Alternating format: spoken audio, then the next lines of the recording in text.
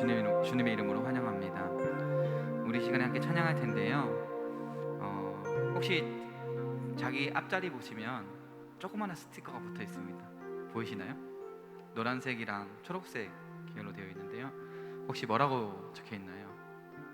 네, 마음속으로 대답할 수 있습니다. 나는 예배자입니다 라고 적혀 있습니다. 제가 예배를 드리면서 문득 그 문구를 자주 보게 됩니다. 왜냐하면 자리마다 배치되어 있고, 그 문구를 보면서 드는 생각이 나는 진짜 하나님께서 바라보시기에는 진짜 예배자인가? 내가 드려지는 예배가, 내가 앉아서 예배 드리는 것이 제 예배자의 삶으로서 예배를 드리는 것인가 라는 생각이 많이 났습니다. 그래서 우리 첫 곡으로 나는 예배자입니다 라는 곡을 우리 이 시간에 고백하려고 해요. 이 문구처럼 우리가 주님이 보시기에 진정한 예배자가 되었으면 좋겠습니다.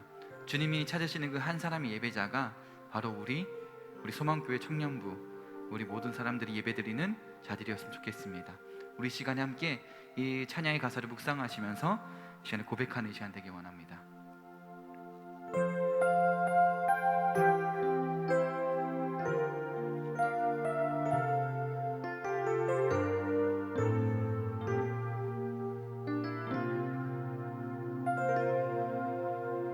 나는 하나님을 예배하는 예배자입니다.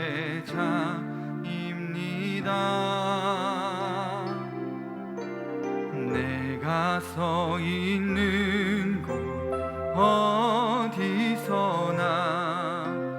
하나님을 예배합니다.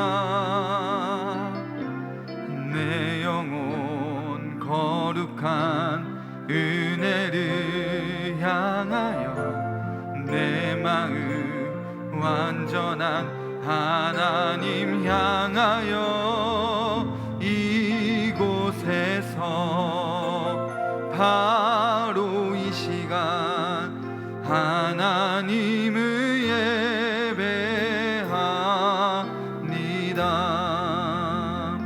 우리 처음부터 고백합니다. 나는 하나님을 예배하는, 나는 하나님을 예배하는 예배자입니다.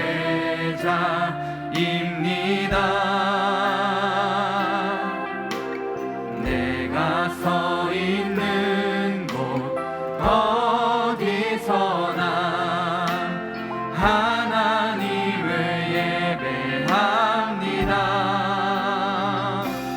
내 영혼 거룩한 은혜를 향하여 내 마음 완전한 하나님 향하여 이곳에서 바로 이 시간 하나님을 예배합니다. 우리 다시 한번 처음부터 고백합니다.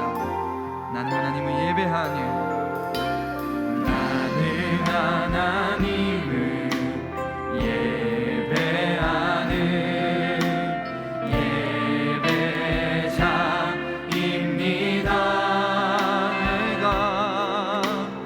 내가 서 있는 곳 어디서나 하나님을 예배합니다.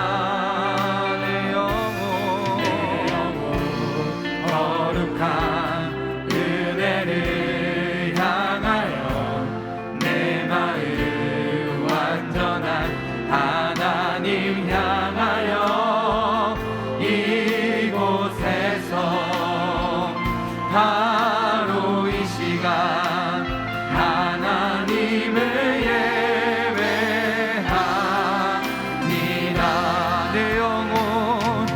내 영혼 거룩한 은혜를 향하여 내 마음 완전한 하나님 향하여 이곳에서 바로 이 시간 하나님을 예배합니다.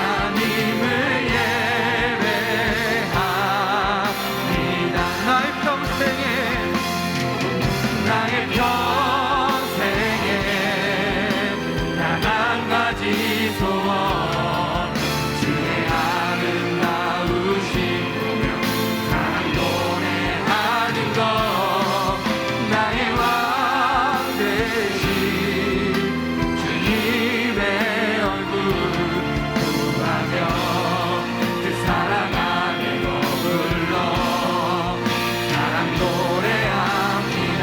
나의 평생에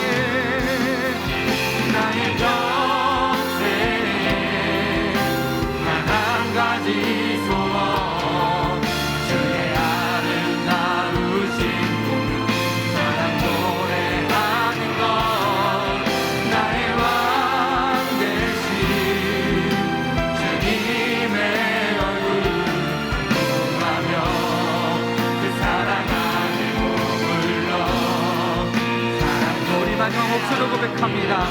나의 평생에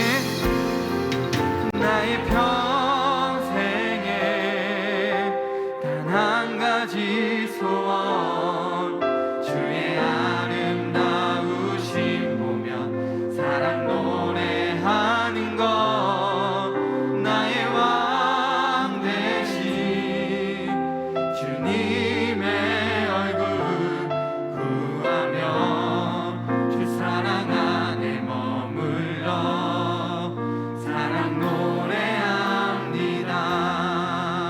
우리 이제 간단하게 시간을 기도했으면 좋겠습니다. 이 찬양의 가사처럼 이 예배의 시간, 이 시간 속에서 우리가 진정한 예배자가 되기 원한다 기도했으면 좋겠습니다. 아버지, 나의 마음과 나의 시선이 다른 곳에 향하지 아니하고 이 시간, 이 귀한 예배의 시간에 온전히 나의 마음과 나의 시선을 온전히 주님께 향하여서 정말로 진정한 예배자로서 이 시간에 예배드리는 나의 삶이 되게 달라고, 이 예배의 시간 되게 달라고 이 시간에 함께 이 시간에 기도하겠습니다. 아버지, 이 시간에 아버지 예배자로서 아버지 앞에 서기 원합니다. 아버지, 이 예배 시간 주님이 서 계신 곳에서, 주님 부르신 곳에서 예배하기 원합니다. 우리 평생에서 단 한 가지 주님의 사랑 안에 거하며 주님의 사랑을 찬양하고 주님의 사랑을 예배하는 것입니다.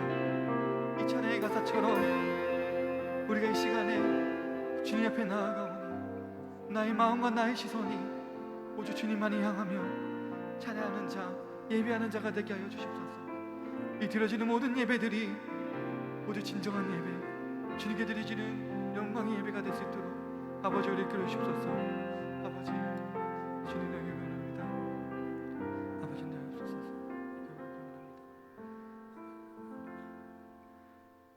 우리 시간에 일어나셔서 우리 고백했던 것처럼 우리 향한 주님의 사랑, 이 시간에 뜨거운 박수로, 우리 시간에 기쁨으로 박수치며 예배하는 시간 되기 원합니다. 우리 일어날까요?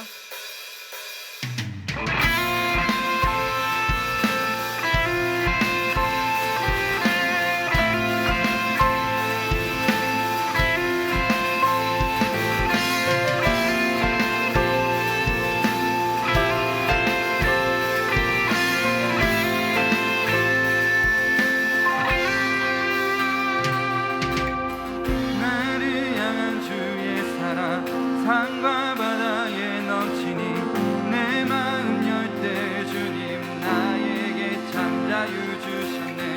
늦은 일 속에 거하며 나의 손을 높이 들고 언제나 주님의 사랑을 노래하리.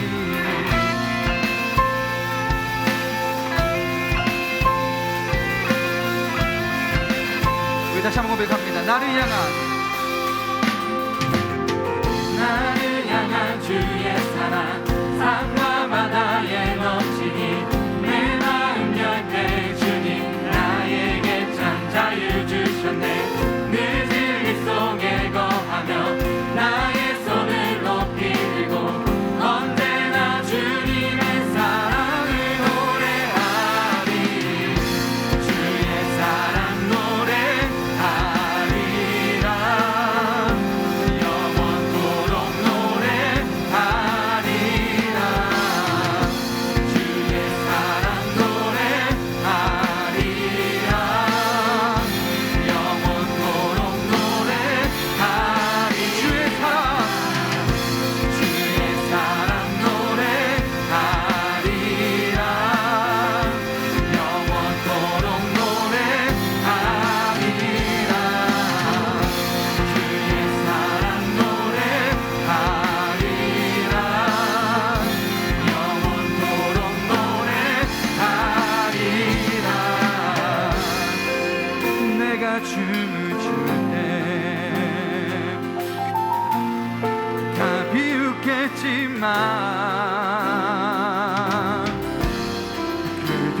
주 알게 되면 함께 기뻐 춤을 추게 되리. 내가 춤을 출 때 다 비웃겠지만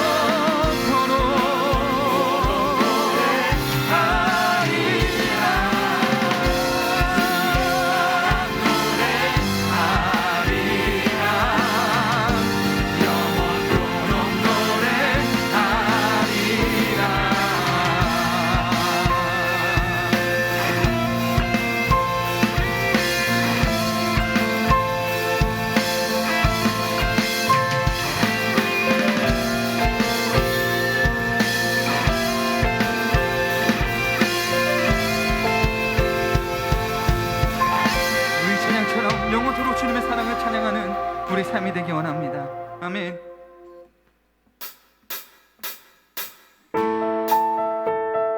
우리가 박수 치면서 이제 찬양의 시간 되기 원합니다.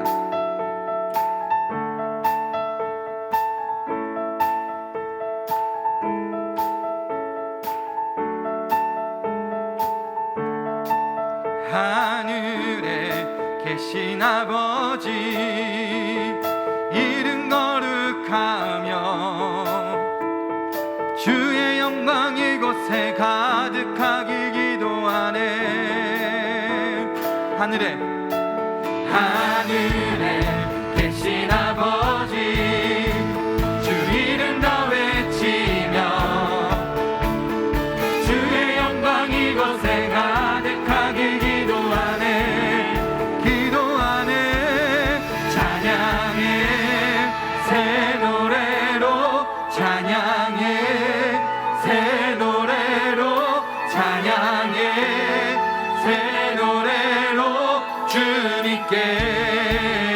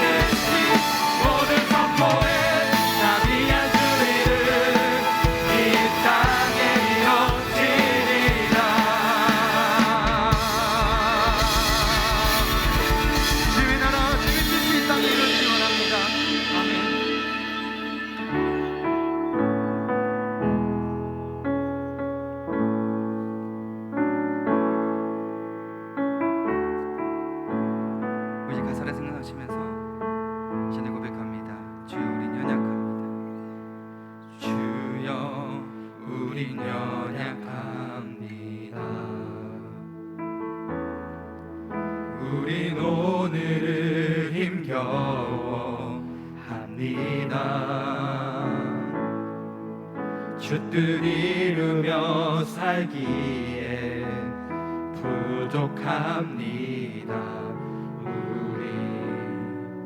우린 연약합니다. 주여 우린 넘어집니다. 주여 우린 넘어집니다. 오늘 하루 또 실수합니다. 주의 긍휼을 구하는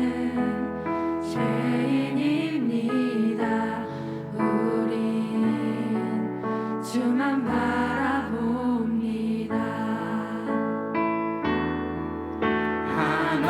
한없는 주님의 은혜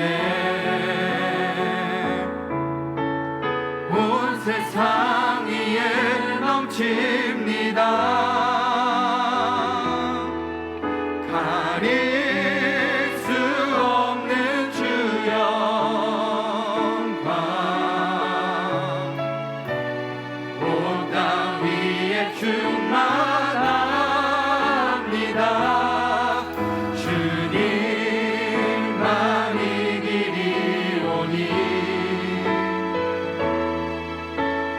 우린 그 길 따라갑니다.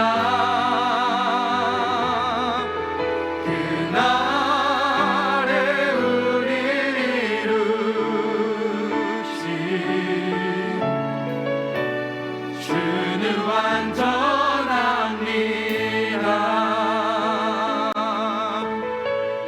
우리 성도도 고백합니다. 주여 우린 연약합니다. 주여 우린 연약합니다. 우린 오늘은 힘겨워합니다. 주 뜻 이루며 살기에 부족합니다. 우린 연약합니다. 주여 우린 넘어집니다. 주여 우린 넘어집니다. 오늘 하루 또 실수합니다. 주의 긍휼을 구하는 죄인입니다. 우리 주만 바라봅니다.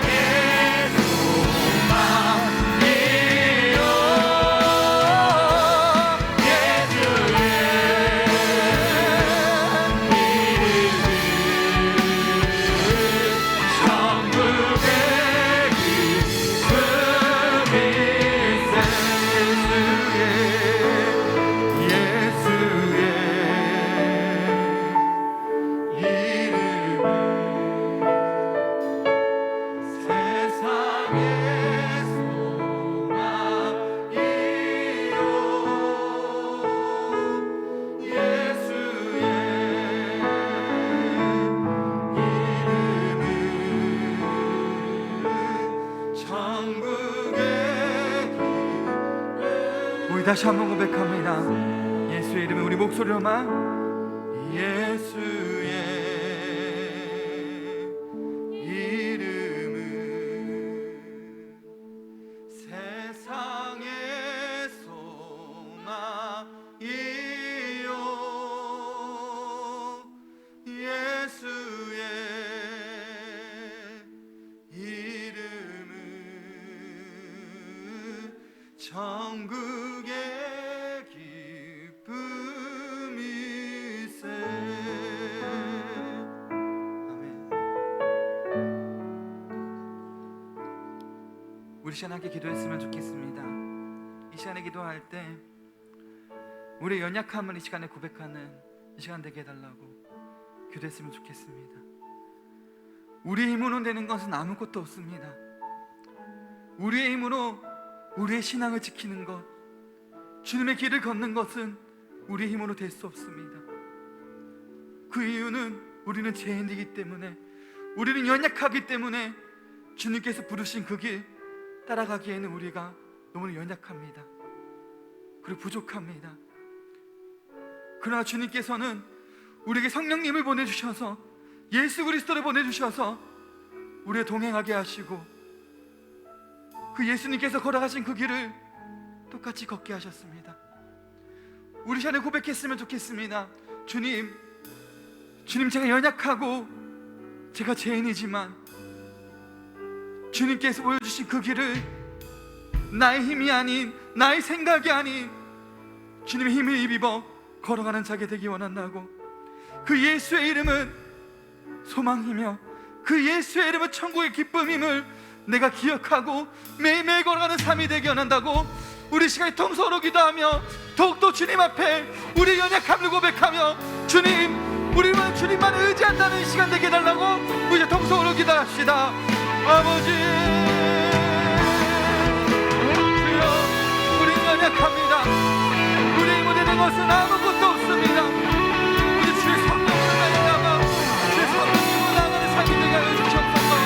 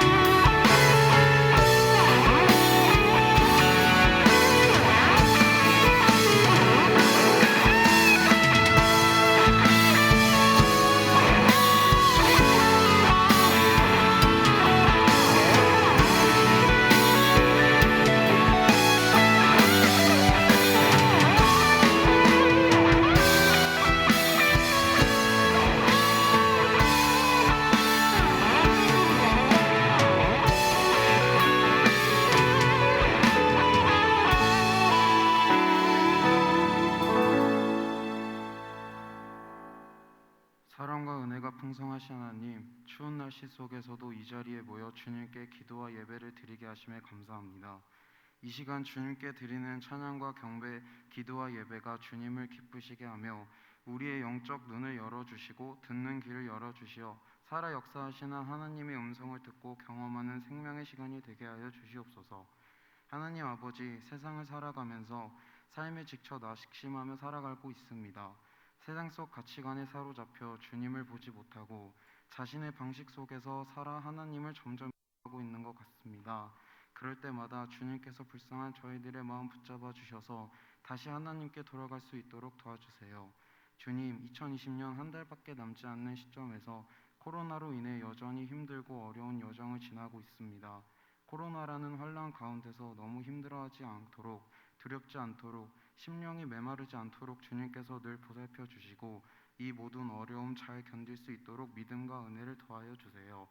오늘 예배를 인도하시고 말씀을 전하시는 목사님께 하나님의 은혜 부어주셔서 듣는 이 또한 은혜 넘치는 시간 될 수 있게 해주시고 우리 삶의 중심이 내가 아닌 하나님이 되게 하시고 이 자리를 벗어나 세상에 나갔을 때에도 내가 참된 그리스도임을 알게 도와주세요.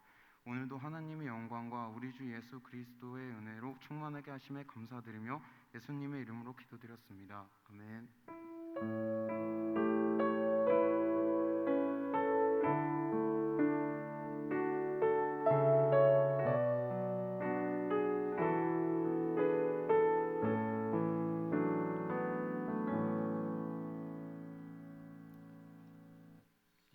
21 청년의 특송이 있겠습니다.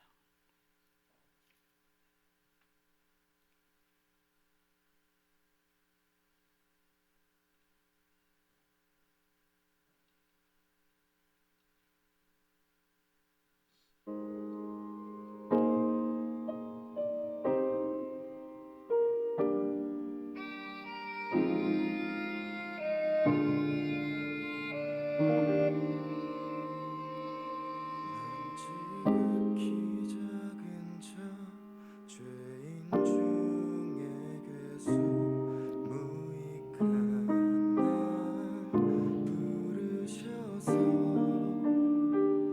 간절한 기대와 소망 부끄럽지 않게 십자가 전케 하셨네.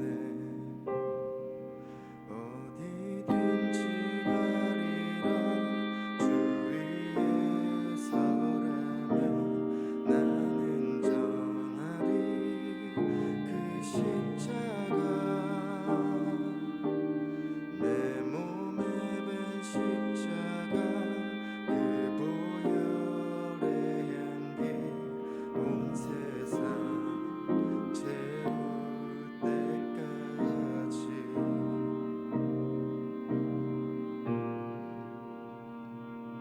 살아도 주를 위해 죽어도 주를 위해 사나 죽으나 난 주의 것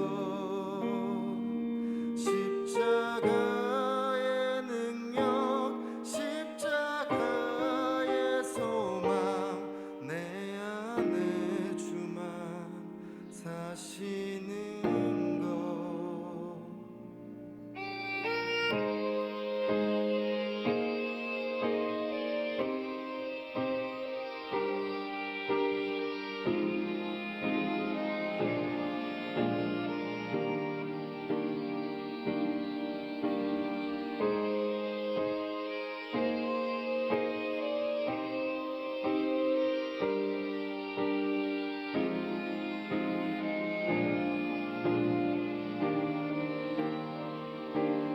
살아도 주를 위해 죽어도 주를 위해 사나 죽으나 난 주의 것 십자가의 능력 십자가의 소망 내 안에 주만 사시는 것 살아도 주를 위해 죽어도 주를 위해 사나 죽으나 난 주의 것 십자가의 능력 십자가의 소망 내 안에 주만 사시는 것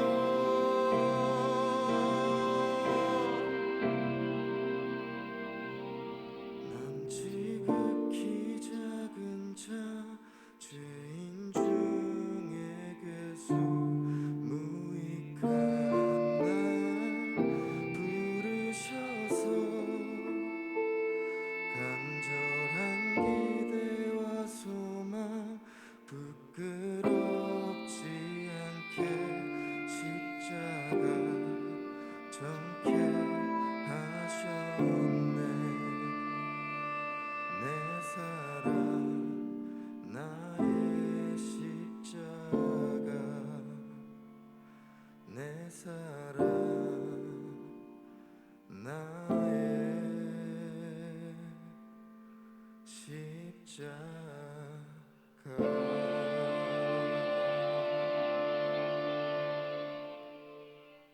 아멘. 기도하시겠습니다. 참으로 고마우신 아버지 하나님 은혜를 감사드립니다. 우리를 구원하신 그 은혜에 보답코저 아버지 하나님 빈손으로 오지 않고 하나님 앞에 헌물을 드린 손길도 있고 아버지 하나님 사나 죽으나 하나님의 십자가의 도를 전하고자 찬양하는 이도 있었습니다. 아버지 하늘에서 들으시고 함께하여 주시사 오직 하나님의 귀한 복으로 우리에게 채워 주시옵소서. 그래서 아버지 하나님, 하나님의 나라를 전하는데 부족함이 없도록 인도하여 주시고, 또한 아버지 헌금한 그 물질들이 닿는 곳마다 하나님의 영광이 드러나는 귀하고 복된 역사가 우리 가운데 목도될 수 있도록 인도하여 주시옵소서. 오직 하나님의 영광을 위하여 살아가며 하나님의 영광을 위하여 나아갈 수 있는 우리 모든 청년이 되기를 소원하오며 걸어가신 예수님의 이름으로 감사드리며 기도드리옵나이다. 아멘.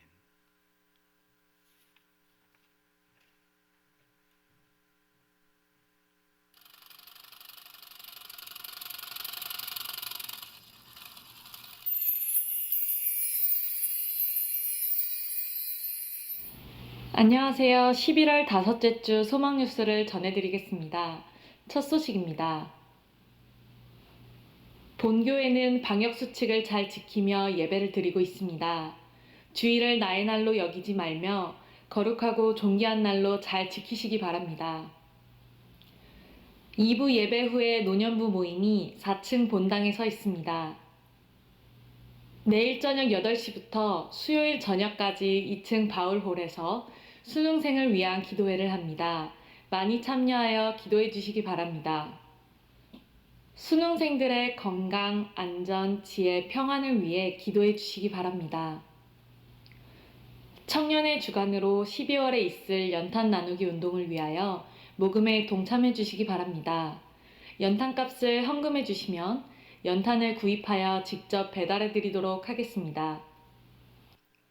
이번 주 담임 목사님께서는 설립 예배와 교단 설립 60주년 기념대회 위원회 모임과 한교총 총회와 DMS 수련회 참여를 하십니다.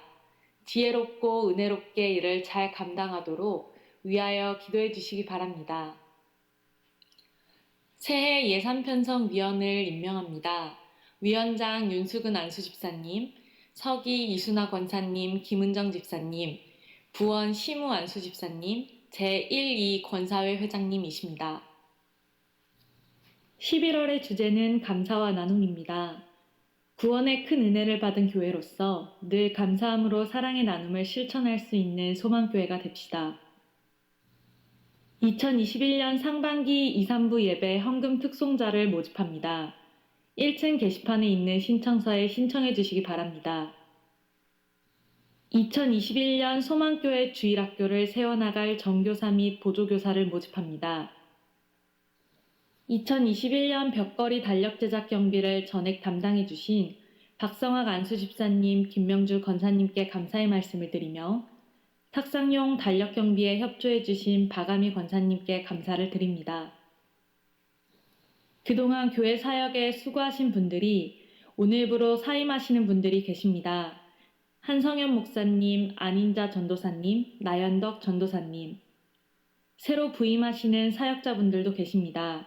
김경재 목사님, 김일신 전도사님, 황경석 전도사님, 위하여 기도해 주시기 바랍니다. 한용민 안수집사님, 김은숙 집사님이 범사에 감사한 마음으로, 차이완 안수집사님, 김선희 집사님이 범사에 감사한 마음으로 떡을 제공해 주셨습니다. 양정우 안수집사님, 박성미 권사님이 아들 결혼식에 오셔서 축하해 주심에 감사한 마음으로 쿠키를 제공해 주셨습니다.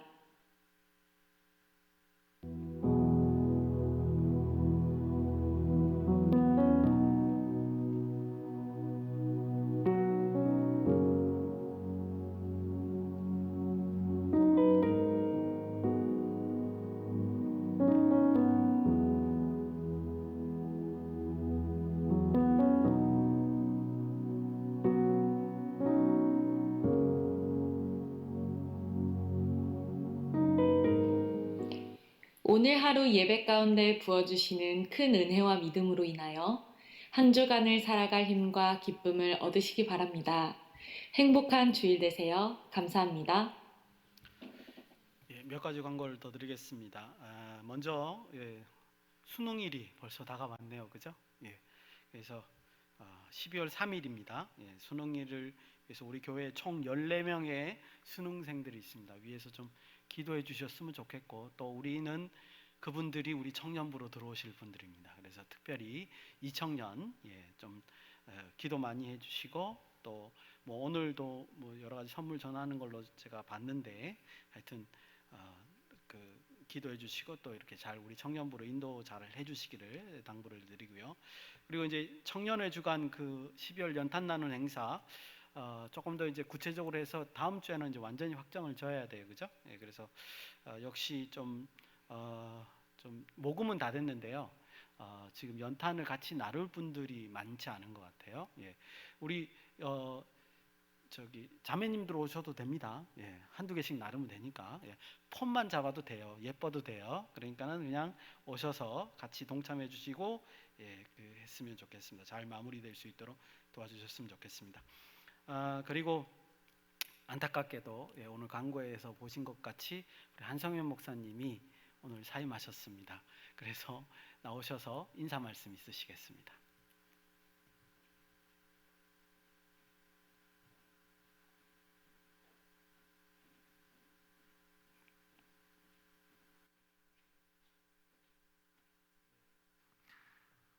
이제 좀 교회에 적응하고 또 청년들이랑 친해지려고 하는데 이렇게 사임을 하게 되었습니다. 조금 더 가까이 하고 싶었고, 많은 신앙적으로든 어떤 방향으로든 교제를 이제 많이 나누고 싶었는데 코로나로도 그렇고 여러 가지 이유들이 그렇게 하지 못했던 것에 많은 아쉬움이 있지만 그래도 이 모든 아쉬움은 아마 오늘부터 이제 청년부를 맡으실 김일신 전도사님께서 다 채워주시리라고 생각이 됩니다. 그동안 너무 감사했고요. 여러분과 함께해서 굉장히 행복한 시간이었습니다. 감사합니다.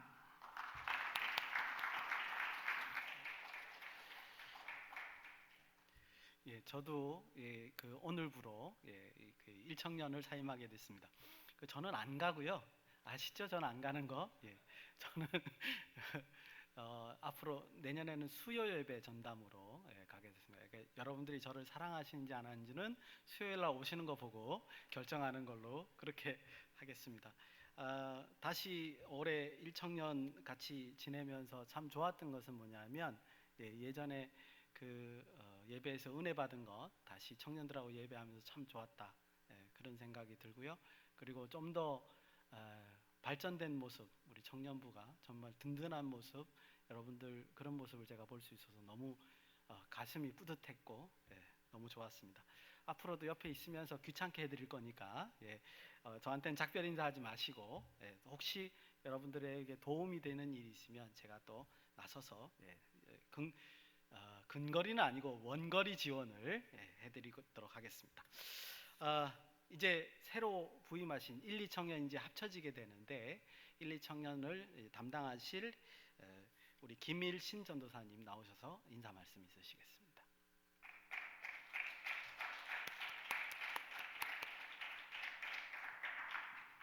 잘 부탁드립니다.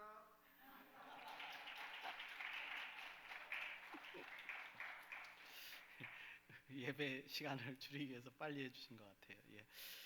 그래서 오늘 1, 2청년 부장님, 그 다음에 회장단들 다, 리더들 다 오늘 예배 마치고 1층 카페에 잠깐 모여주셔야 될 것 같습니다. 그래서 아마 다음 주에 우리가 총회를 해야 될 것 같아요.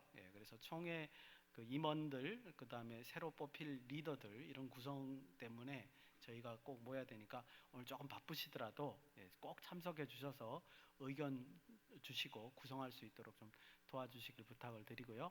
그 다음에 이제 우리 연탄 나눔 행사가 또 준비를 해야 되는데 그것도 이제 우리가 안건이니까 여러분들 꼭 참여해 주셔서 함께해 주시길 바라겠습니다.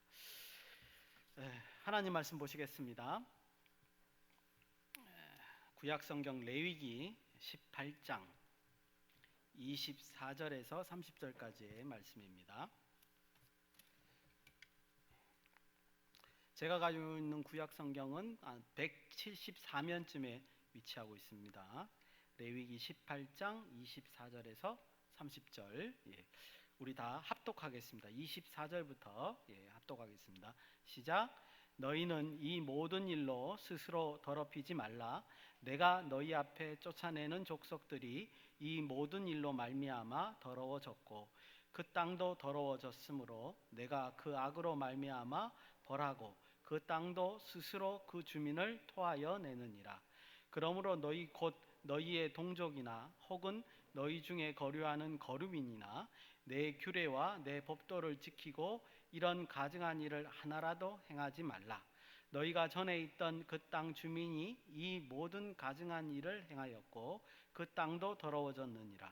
너희도 더럽히면 그 땅이 너희가 있기 전 주민을 토함같이 너희를 토할까 하노라. 이 가증한 모든 일을 행하는 자는 그 백성 중에 끊어지리라. 그러므로 너희는 내 명령을 지키고 너희가 들어가기 전에 행하던 가증한 풍속을 하나라도 따름으로 스스로 더럽히지 말라. 나는 너희 하나님 여호와니라. 아멘. 예. 오늘 레위기 18장의 본문은 이제 그 주요 내용이 오늘 읽지는 않았지만 근친상간에 관한 본문이 주요 내용입니다. 그래서 여러 가지 성적 타락에 대해서 고발하고 금지하는 규정이 사실은 대부분 이루어져 있습니다. 그래서 이제 6절에서 23절이 그 내용으로 채워져 있는데 대부분은 그거고 그게 주제가 되어야 되는데 제가 가만히 읽어 보니까 뭐 그런 얘기를 하는 것도 좀 낯뜨겁지만 우리가 가지고 있는 우리 청년부가 가지고 있는 상식 수준만 봐도 이런 것이 잘못됐다라고 인식할 만한 충분한 근거가 되기 때문에 굳이 제가 이거를 이제 읽을 필요는 없겠다 이런 생각이 들어서 이제 18장 내에서 다른 주제를 지금 골라서 오늘 말씀을 드리려고 합니다. 18장이 그런 중심이 되는 것 같은데 사실은 두 가지 아주 독특한 주제 때문에 오히려 앞단락 1절에서 5절 6절에서 23절이 그 근친상간에 관한 본문이에요. 근데 그 앞에 1절에서 5절에 아주 중요한 주제가 하나 있고요.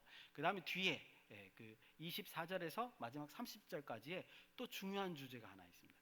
이 두 가지 주제가 위아래로 감싸고 있어요. 그래서 생각보다 이 두 가지 주제를 이해를 하는 것이 훨씬 더 우리에겐 도움이 많이 되겠다. 해서 이제 그걸 중심으로 오늘 말씀을 나누려고 합니다. 혹시 눈치가 모르겠어요. 그 정도로 눈치가 있으실지는 모르겠지만 제가 제목은 어디서 뽑았어요? 1에서 5절 사이에서 뽑았어요. 5절에서 뽑았어요. 근데 내용을 읽기는 어디에서 읽었어요? 뒷부분에서 읽었어요. 이것도 의도된 겁니다. 별로 놀라시지 않죠? 예. 그래서 이제 그 두 가지 본문을 오늘 하는 게 목적이고 중간에는 조금 다뤄야 할 것만 간략하게 다루고 오늘 전체 내용을 이제 살펴보고요. 그 다음에 두 가지로 묵상을 하고 오늘 설교를 마치려고 합니다. 자, 그럼 1절에서 5절 내용을 한번 보십시오. 1절에서 5절 내용 중에 특이한 표현이 있어요. 그 특이한 표현, 먼저 이제 아시겠지만 설교 제목 5절에 있는 그거죠. 그 특이한 표현을 우리가 꼭 이해를 해야 됩니다. 3절부터 읽어보겠습니다. 제가 읽겠습니다. 너희는 너희가 거주하던 애굽 땅 풍속을 따르지 말며 내가 너희를 인도할 가나안 땅의 풍속과 규례도 행하지 말고 이렇게 돼 있죠. 내용은 굉장히 어렵지 않아요. 쉬워요. 뭐라고 돼 있냐면 하나님께서 이스라엘 백성에게 너희는 애굽 풍속을 따르지 마라. 그리고 너희가 들어갈 가나안 땅의 풍속도 따르지 마라. 이렇게 지금 얘기하는 겁니다. 아주 내용은 간단해요. 그러면 이제 어떻게 하라는 거냐 도대체 4절에 나와 있습니다. 제가 읽겠습니다. 너희는 내 법도를 따르며 내 규례를 지켜 그대로 행하라. 나는 너희 하나님 여호와니라. 하나님의 법도와 규례를 따르라. 이렇게 설명이 돼 있죠. 이 말이 쉬운 것 같아도 사실은 약간 어렵습니다. 이 말을 쉽게 읽을 수도 있겠지만 조금 더 복잡하게 읽을 수도 있습니다. 그걸 해설해 드릴게요. 이스라엘 백성들이 어떻게 해야 되느냐? 금방 읽으신 대로 하나님의 법도와 규례를 행하라 이런 얘기죠. 그런데 지금 아까 전에 3절의 얘기를 듣고 4절을 읽으니까 하나님의 법도와 규례는 뭐라는 거예요? 애굽의 풍속과 가나안 백성들의 풍속과는 같다 다르다? 다르다는 얘기죠. 그렇죠? 그러니까 애굽의 풍속 따르지 말고 가나안 백성의 풍속 따르지 말고 내 말을 따르라 하는 거 보니까 이거 두 개는 전혀 다른 거예요. 여러분들 그걸 먼저 인식을 하셔야 돼요. 어떻게 다른가는 6절에서 23절을 차근차근 읽어보면 이해할 수 있습니다. 근데 다 읽어보지 않아도 제가 이제 말씀드릴 수 있습니다. 그런데 여기서 주목해야 될 표현이 4절에서 주목해야 할 표현은 뭐냐면 이거죠. 그대로 행하라. 나는 너희 하나님 여호와니라. 그대로 행하라는 게 어떻게 행하라는 거냐? 말씀 그 자체로 행하라는 거죠. 신명기 4장에 보면 앞부분에 보면 이 그대로 행하라가 또 나옵니다.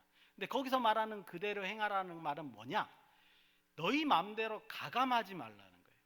넣지도 말고 빼지도 말고 하나님이 명령한 그대로만 모세가 이제 이렇게 율법을 적어줄 거거든요. 그거를 그대로 신명기 때 적어주면 그거를 매년마다 그대로 행하라 이런 말이 되는 겁니다. 그대로라는 건 그런 거예요. 자기 마음대로 넣거나 빼거나 하지 말고 그 말씀대로 준행하면서 살아가라. 말씀이 이해가지 않더라도 명령이 우리 삶에 좀 귀찮게 만들더라도 빼지 말고 넣지 말고 말씀 그대로 따라가는 것이 중요하다. 이렇게 말씀하는 거 있습니다. 여러분 하나님이 이렇게 말씀하시는 건요 많이 느끼셨겠지만 특별한 이유가 있는 거죠. 그렇죠? 말씀을 우리가 성경 말씀 읽어보면 금방 이렇게 눈치가 됩니다. 이렇게 시키는 대로 해라.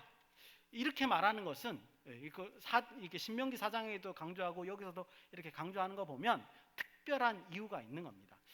그것을 제가 미리 먼저 말씀드리면 하나님께서 우리에게 요구하시는 것이 있거든요. 이스라엘 백성에게도 요구를 했고 지금 현재 우리에게도 요구하고 있는데 그게 이제 이스라엘 백성의 입장에서 보면 뭐냐면 거룩이에요. 우리가 이제 레위기를 읽어봤으니까 대강 아실 겁니다. 거룩에 참여한다 하라 이런 얘기인 거고요. 아까 인용했던 신명기 4장 6절의 표현을 빌리면 그걸 그대로 하면 어떻게 되는 줄 아십니까? 이렇게 표현되어 있습니다. 여러 민족 앞에서 우리의 지혜요 우리의 지식이 된다. 이렇게 돼요. 무슨 말이냐면 우리말로 바꾸면 하나님 말씀대로 그대로 하면요 우리 현대사회에서 어떻게 된다고요? 사람들로부터 인정받게 된다 이 말인 거예요. 저 사람들이 어떻게 저렇게 지혜가 많지? 어떻게 저 사람들이 저렇게 지식이 많지? 이런 인정을 받게 된다는 거예요. 그 말씀 그대로 따라하면. 그리고요 오늘 사실은 본문 말씀의 주요 내용으로 바꿔서 표현하면 뭐냐면 우리 마음 속에 있는 죄성, 원죄에 있는 원죄로 비롯한 그 죄성, 죄를 지으려는 그 마음을 적절히 누를 수 있게 된다 이거는 거죠. 하나님이 그걸 우리에게 원하시는 거죠. 그래서 어떻게 하라고요? 하나님 말씀을 그대로 행하라 이렇게 말하는 겁니다. 여러분들 생각해 보면 시키는 대로 하는 거 어렵지 않습니다, 그죠? 군대 용어로 말하면 까라면 까면 되죠, 그죠? 그냥 하면 돼요. 아무 생각 없이 그냥 하면 될 것 같습니다. 적어도 이거 해도 될까? 이거는 하면 안 되나? 이런 고민은 안 해도 돼요. 시키는 대로 하면 되니까. 그런데 오늘 말씀은요 그렇다고 해서 아무 생각 없이 시키는 대로 하라 그런 내용은 아니에요. 그대로 지키는데 아무 생각 없이 하면 안 된다는 얘기예요. 그 말이 어떻게 적혔냐? 뒤에 이렇게 적혔어요. 나는 너희 하나님 여호와니라. 요 말이 그 뜻이에요. 여러분들이 성경을 부지런히 읽으면 이게 이제 그 뜻인 줄 알지만 이제 우리는 이게 다 어디에 들어있냐면 출애굽기에 들어있거든요. 출애굽기에 이제 이 얘기를 설명을 하면 출애굽기 얘기를 다 해야 하지만 간략하게 표현하면 이거죠.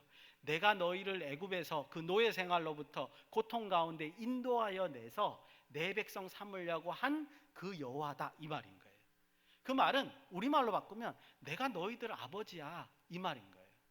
그러니까 나는 너희 하나님 여호와라라는 말은 하나님께서 너희를 사랑하시고 그리고 너희를 안위하시고 너희를 위하는 분이시니까 정말 좀 믿고 나를 좀 믿고 내가 시키는 대로 하라는 거죠. 시키는 대로 할 때 이거 왜 해야 돼? 이러지 말고 제발. 그럼 어떻게 하라고요? 뭔가 저분이 우리한테 시키는 거면 무슨 의미가 있을 거야. 이렇게 묵상하면서 이 말씀을 지켜나가라 이러는 거예요. 그러면 아까 말씀드린 대로 뭐예요? 하나님께서 우리에게 요구하시는 뭐를 동참할 수 있어요? 거룩을 동참할 수 있어요. 거룩을 인식하고 거룩을 동참하는 거고 아까 신명기 말씀에 빌리자면 뭐예요? 그것이 우리의 지혜가 돼요. 나는 몰랐는데 그거 그냥 말씀하면서 이게 이런 거구나 이러면서 살다 보면 세상 사람들 야 너희들 왜 그렇게 똑똑해? 너 어느 학원 나왔어? 이런다는 거죠. 그죠? 또 뭐예요? 적절히 자기의 죄성을 누르는 거예요. 하나님 말씀으로. 그러다 보니까 어떻게 되는 거죠? 범죄하지 않아요. 서로 공격하지 않아요. 서로 행복해요. 오히려 서로 도와줘요. 이런 일이 벌어지는 거예요. 아무도 이 사람들하고 싸우려고 하지 않는 거예요. 그리고 사람들이 보다 쟤네들은 특이한 애들이야. 나도 쟤네들하고 같이 살래. 이렇게 된다는 거예요. 이게 우리의 지혜이고 지식이다. 이렇게 말씀드릴 수 있습니다. 5절입니다. 5절은 우리가 설교 제목이기도 하고 아주 특별하기 때문에 한 목소리로 같이 읽겠습니다. 5절입니다. 시작. 너희는 내 규례와 법도를 지키라. 사람이 이를 행하면 그로 말미암아 살리라. 나는 여호와니라. 아멘. 예. 중요한 말은 이 1절에서 5절 사이에 가장 핵심적인 말은 이 말이에요. 그로 말미암아 살리라. 그러니까 쉽게 말하면 무슨 뜻이죠? 이 율법을 지키기만 하면 뭐 하나님 말씀대로 그대로 행하면 어떻게 된다고요? 그로 말미암아 살리라. 많은 신학자들이요 이 말 가지고 논쟁을 했습니다. 얼마나 많은 신학자들이 논쟁했는지도 모릅니다. 저는 그 중에 이제 한 해석을 말씀드릴 텐데 간단하게 말하면 그로 말미암아 살리라. 즉 하나님 말씀대로 행하기만 하면 어떻게 된다고요?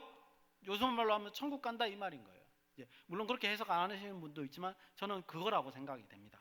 그런데 그 뒤에 붙는 말이 금방 우리가 배운 말이죠. 뭐죠?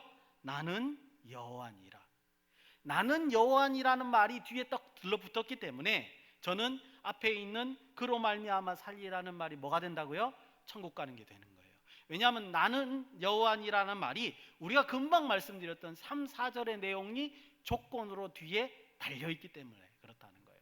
정리하면 이런 거죠. 그 조건이 뭐냐면 하나님의 말씀을 융통성 있게 지키고 그러지 말고 시키는 대로 자기 마음대로 가감하지 말고 그냥 그대로 지켜라는 거죠. 근데 그대로 지키되 하나님께서 우리의 보호자가 되시기 때문에 그 명령이 무엇을 의미하는지 묵상하면서 그 명령을 수행해 나가다 보면 그럼 어떻게 된다고요?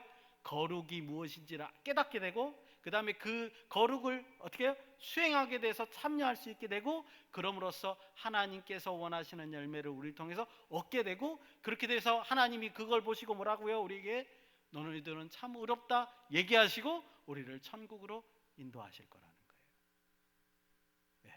요거는 그 말이 표현이 달라서 우리가 이해를 못해서 그렇지 그죠? 그 내용들을 하나하나 깨닫게 되니까 이게 그 뜻이구나 이렇게 안다는 거죠. 즉 이스라엘은 하나님이 시키는 대로 하기만 했으면요 어떻게 해요? 전부 다 천국 가게 돼 있는 그런 법을 받은 거예요. 그걸 제대로 안 해서 그렇지. 그런다는 얘기죠. 그리고 여러분들 6절로 넘어가십니다. 6절에 보시면 제가 앞에만 읽을게요. 각 사람은 자기 살붙이를 가까이 하여 그 하체를 범하지 말라. 나는 여호와니라. 내용이 완전히 바뀌죠. 6절부터는 완전히 내용이 바뀌었습니다. 뭐로 바뀌었죠? 5절까지의 내용하고 완전히 바뀌었는데 하나님의 명령의 내용으로 어떻게 하라는 내용으로 싹 바뀐 것을 우리가 느낄 수 있습니다. 근데 아주 재미난 것은 6절부터 23절에 있는 내용들이 하라라는 게 아니라 뭐죠? 하지 말라라는 거죠. 근데 하지 말라 이 부정적인 내용은 무슨 뜻이냐면 미리 이 사람들이 알고 있는 내용이에요. 여러분들 아기한테 너는 그러니까 지금 아직 4살밖에 안 되는 애요. 너는 이제 남자 아기면 그 여자에게 손 잡고 막 함부로 그러면 안 돼. 성추행할 수 있어. 이렇게 얘기를 하면 돼요, 안 돼요? 안 되죠. 왜냐하면 걔가 무슨 성추행을 알아요. 그렇죠? 즉 하지 말라는 내용을 말씀한다는 금지 명령을 하신다는 것은 이미 그 얘기를 듣는 사람이 뭐 한다는 거예요? 이런 경험들이 있거나 이것이 하지 말아야 된다는 내용이 이미 알고 있다는 얘기예요. 자, 그러면 한 가지 중요한 정보를 알게 됩니다. 뭐냐면 3절을 참고해서 딱 보면 6절에서 23절에 하지 말라는 여기는 이제 근친상간의 그 법들이 나와 있잖아요. 그죠? 친척들끼리 뭐 성관계를 하지 말라든가 이런 거, 말도 안 되는 이런 것들이 다 누가 했던 거라고요? 애굽 백성들이 하고 가나안 백성들이 했다는 거예요. 그래서 이스라엘 백성 눈에 다 봤던 사실이라는 거예요. 너희는 그러지 말라라고 얘기를 하는 거예요. 지금 6절에서 23절은 아무도 안 한 걸 하나님이 지어서 얘기하는 게 아니라 가나안 백성들, 애굽 백성들이 타락해서 그렇게 했다는 거예요. 여러분들 그래서 여호수아서에서 가나안 백성들이 왜 하나님께 진멸당하는가 알 수 있는 겁니다. 하나님께서 참다 더 이상 시점이 안 됐을 때 그들을 진멸하신 거예요. 심판하신 거예요. 그냥 전쟁을 통해서 사람을 막 죽인 게 절대로 아닙니다. 그래서 6절에서 23절은 그런 악한 일을 하지 말라는 것을 말씀을 하시는데 그거에 대한 얘기는 더 안 해도 될 것 같아요. 대부분은 이제 근친상간이 안 된다는 걸 우리가 알고 있기 때문에 아실 것 같고, 또 어떤 거는 불륜에 해당되죠. 그러니까 하면 안 된다는 걸 우리가 알 수 있기 때문에 굳이 이 얘기에 대한 얘기를 안 해도 될 것 같습니다. 단 몇 가지 얘기는 좀 말씀을 드려야 될 것 같아요. 21절의 내용을 보면 몰렉이 우상입니다. 그 이방 신이죠. 몰렉에게 자녀를 바치는 것을 하지 말라 그랬습니다. 자녀를 바친다는 말이 뭐냐면요, 진짜로 그랬어요. 옛날에 이제 가장 신에게 정성스럽게 제물을 드린 게 뭘까? 자기의 가장 귀중한 자녀, 완전히 미쳐도 한참 미쳤죠, 그죠? 그거를 바치는 거였어요. 그걸 하지 말라. 근데 여러분 생각하면 아니 갑자기 불법 성관계 얘기를 막 하다가 왜 갑자기 우상숭배 얘기를 할까? 당황스럽죠. 근데 아까 말한 대로 카테고리가 그거예요. 성관계 얘기를 하고 싶은 게 아니라 애굽 사람들이 하던 짓을 하지 말라는 거예요. 가나안 사람들이 하던 짓을 하지 말라는 거예요. 그 중에서 뭐요? 이 몰렉의 자녀들을 바치는 일 하지 말라, 이런 내용으로 여기에 담겨져 있는 겁니다. 그 다음에 22절 보면 동성간의 성행위를 하지 말라. 근데 여러분들 제가 사실은 본문을 더 말할 수도 있지만 시간 관계상 다 뺐는데 18장에 근본적인 게 뭐냐면요, 남자와 여자가 한 몸이에요. 그러니까 남편의 하체, 이제 뭐 성기나 성행위를 상징하는 거겠죠. 남편의 하체와 그 남자의 아내의 하체는 동일한 걸로 간주합니다. 그러니까 남자라고 말해도 그거는 이제 여자에게도 똑같이 적용되는 거다, 이렇게 생각하시면 돼요. 그래서 보면 동성간에, 여기는 남자로만 돼 있는데 남자와 남자 사이의 성관계, 여자와 여자 사이의 성관계 역시 뭐라고 돼 있죠? 가증한 일이다, 이렇게 돼 있다. 특별히 이건 하면 안 된다라고 돼 있는 거예요, 하나님 앞에. 그 다음에 23절에 보면 뭐 놀라실 수도 있겠지만 짐승들 간의 성관계도 뭐요? 금지했다. 옛날에 그러고 있었다는 거예요. 그것도 어떻게 된 거예요? 이걸 문란한 것이다, 이렇게 특별히 언급되어 있는 것을 보게 됩니다. 여러분들 그거는요, 어쩌면 지금 제가 말씀드린 동성간의 이 성관계에 관해서 금지하는 말, 어쩌면 오늘 제 설교가 마지막일 수도 있어요. 내년에는 어떻게 될지 몰라요. 법이 바뀜으로써 교회에서 강단에서 설교 못할 수도 있어요. 그렇지만 여러분들 상식적으로 생각해 보십시오. 동성간의 성관계나 그 다음에 그 동물하고의 그 성관계를 갖는다는 것은 기본적인 하나님의 질서에 위배되는 행위입니다. 그렇지 않겠습니까? 어떻게 생육하고 번성할 수 있어요? 왜 그러면 하나님이 남자와 여자를 창조하셨냔 말이에요. 왜 동물을 따로 창조하셨냔 말이에요. 종을 다르게. 그거는 정말 뭐예요? 선택이 아니라, 자기들의 성적인 기호가 아니라 그것은 기본 질서를 위배하는 행위인 거예요. 마치 우리가 잘못하면 안 되는 걸 알면서 욕망에 의해서 그것을 행위를 하듯이 그런 거에 해당이 되는 거기 때문에 말려야 되는 거죠. 그런 것을 하지 말라, 이렇게 되어 있습니다. 여기까지가 이제 23절의 내용입니다. 이제 마지막입니다.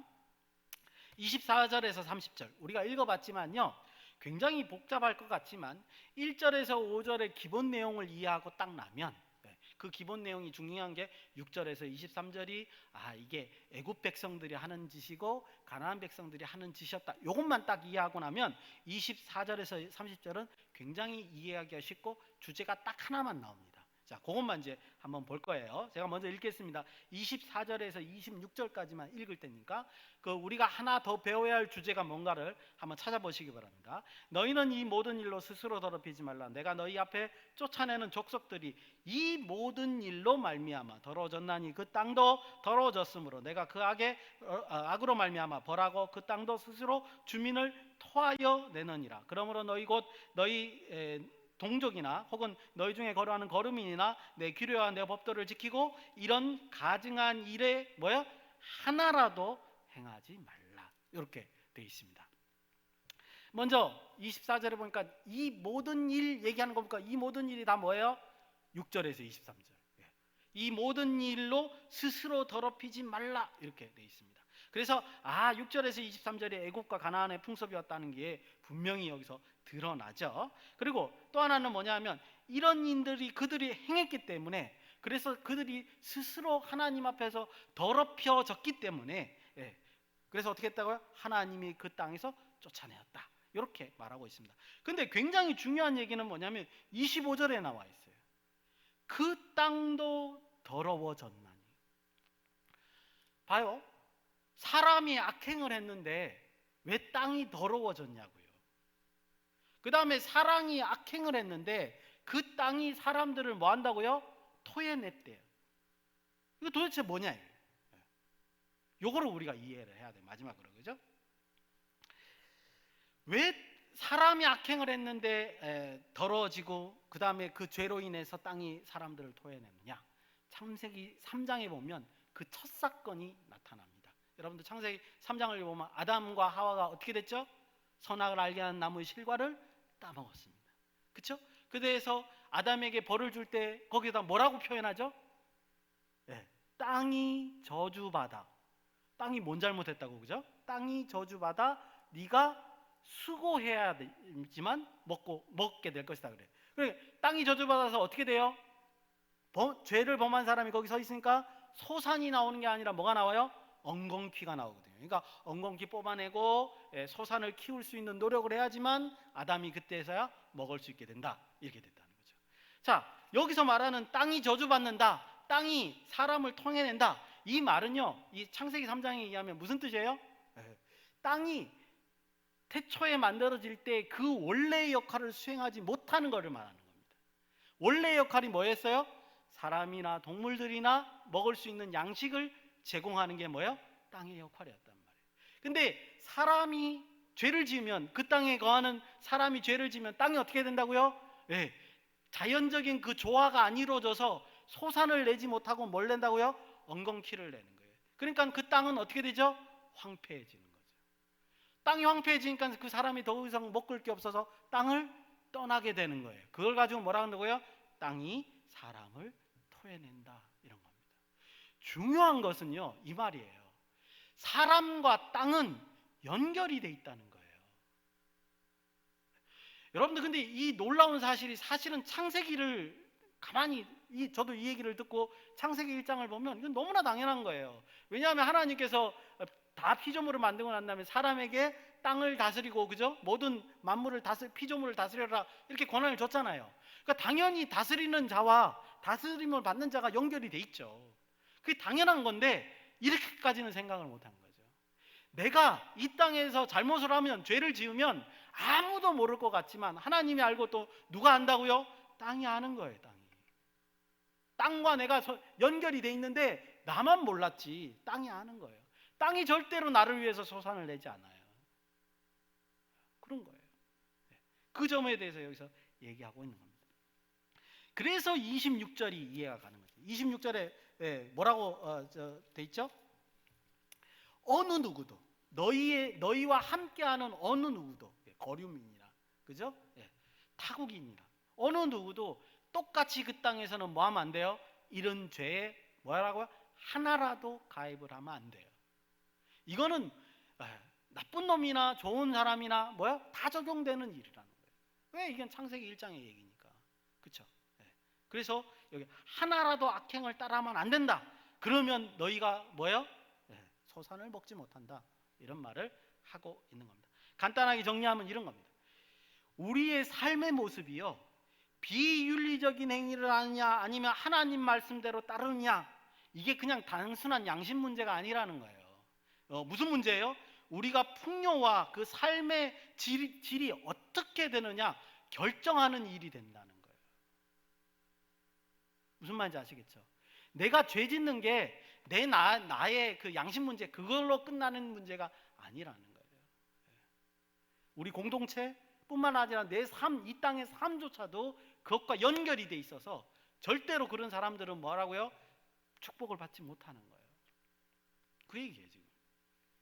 이게 오늘 말씀의 내용입니다. 두 가지로 묵상하고 왜냐하면 이제 이게 이 레위기 말씀이 그때 이스라엘 백성에게 줬기 때문에 여기서 말하는 문자 그대로 지킨다는 거, 그대로 지킨다는 거를 우리는 조금 수정해야 될 필요가 있죠. 왜냐하면 우리는 지금 성전이 없잖아요, 그죠? 예, 제사장도 없습니다. 그러니까 이걸 문자 그대로 지킬 수가 없죠. 그러면 그것이 문자 그대로 지킨다는 게 무엇인가? 두 가지를 묵상하고 설교를 마치겠습니다. 첫 번째, 하나라도 스스로 더럽히지 말라.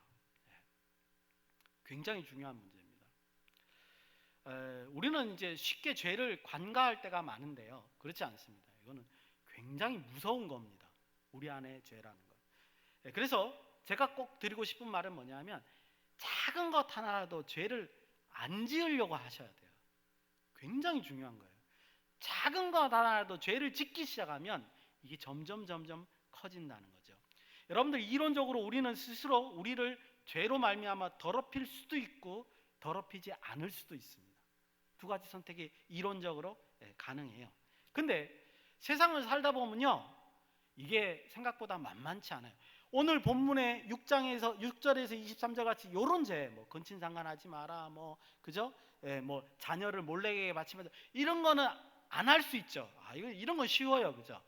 근데 세상 일이라는 거는 그렇게 간단치 않아요. 세상이 나를 협박해요. 너 요거 나 참가하면 내가 이거 줄게, 그러면서. 안 그러면 너 잘려? 그런단 말이에요. 그럼 어떻게 하실 거예요? 세상이 그렇게 간단치 않단 말이에요. 세상이 그거를 우리를 그냥 착한 일 하게끔 내버려 두지 않는단 말이죠. 그럴 때는 항상 쉬운 선택만 있는 게 아니라 뭐예요? 우리는 선택을 해야 돼요. 어려운 결정을 하려고 폼을 잡을 때마다 꼭 그런 일이 벌어질 수도 있어요. 제 경우에는 그래요, 대부분. 조금만 양심을 속이면 큰 이득이 올 수 있다라고 생각할 수도 있습니다.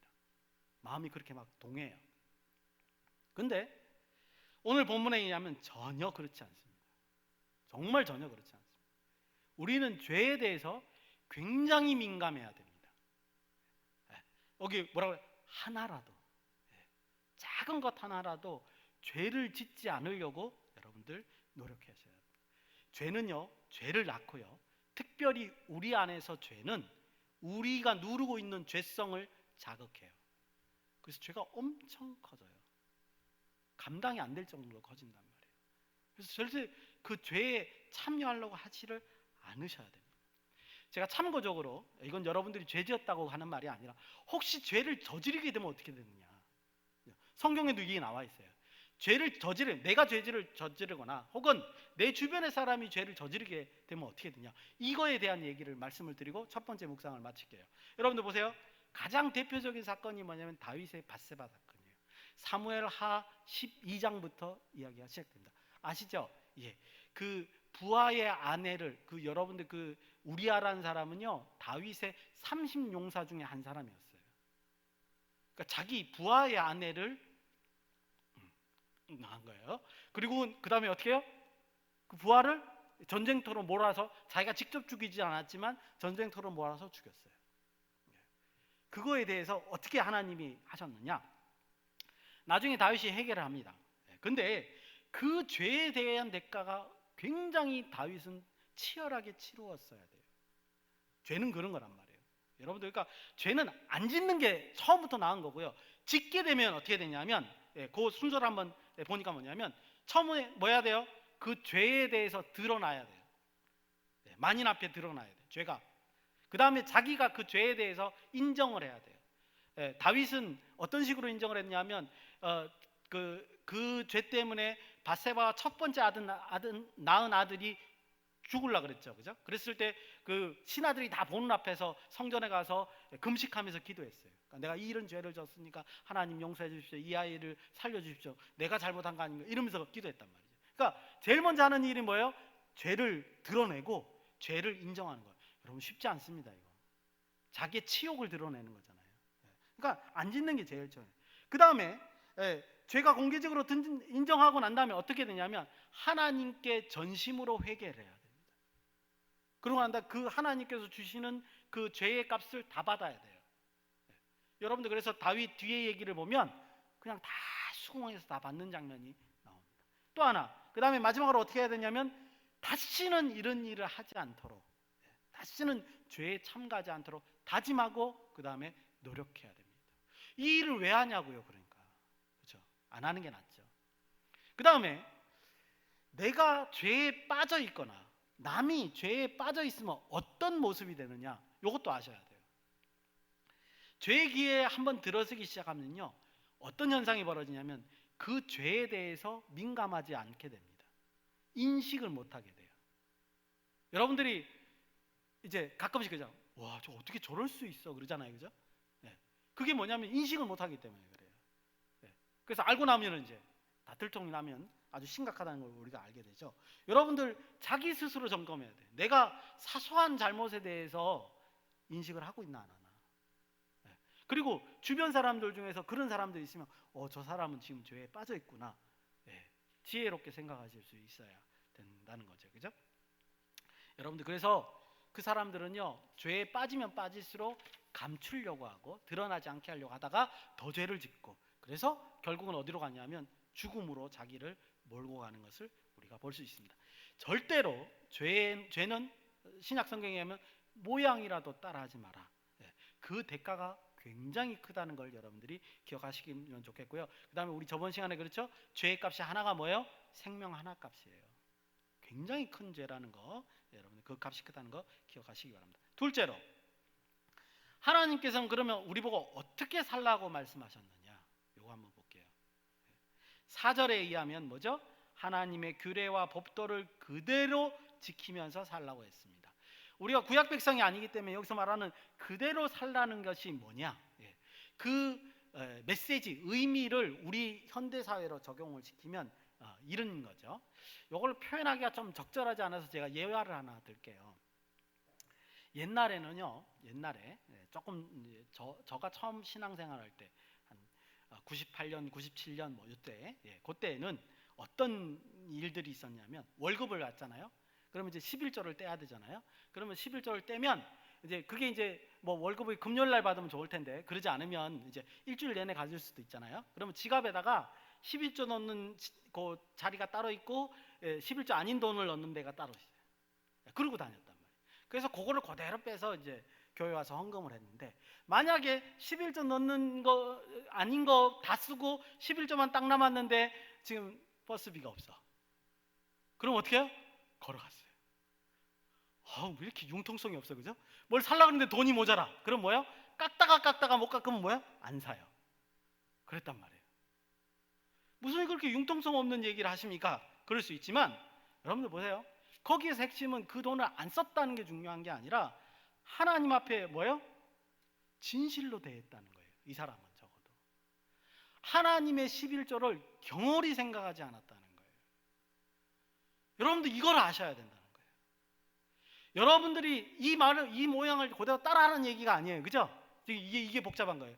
그 말 그대로 하라는 뜻이 아니라 이 말 속에 담겨져 있는 그 의미, 하나님을 내 인생에서 어떻게 대하느냐, 그 의미, 그것에 대해서 여러분들 집중하셔야 된다는 거예요. 여러분, 하나님을 경홀히 대하지 않는 사람은요, 하나님께서 그 인생을 절대로 경홀히 대하지 않습니다. 저는 이런 예화가 적당한지 모르지만 제가 11조를 안 빼먹었거든요, 이때까지. 한 번도 안 빼먹었거든요. 그래서 한 번도 제가 손가락 빨고 굶은 적이 없어요. 자랑스러워요. 여러분들 별로 안 자랑스러워요. 진짜 자랑스러워요. 제 능력에 비해서 놀라워요. 정말 놀라워요. 위기도 많았는데 한 번도, 저는 굶을 수 있어요. 근데 제 자녀들이 굶는 거는 정말 못 보거든요. 그런 적이 없어요. 기적을 경험할 수 있습니다. 여러분들 그렇게 살면요, 그로 말미암아 살리라는 말이 문자 그대로 됩니다. 고지식할 것 같죠? 어리석잖아요. 융통성도 없이.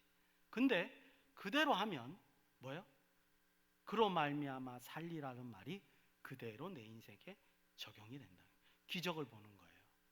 진짜로요.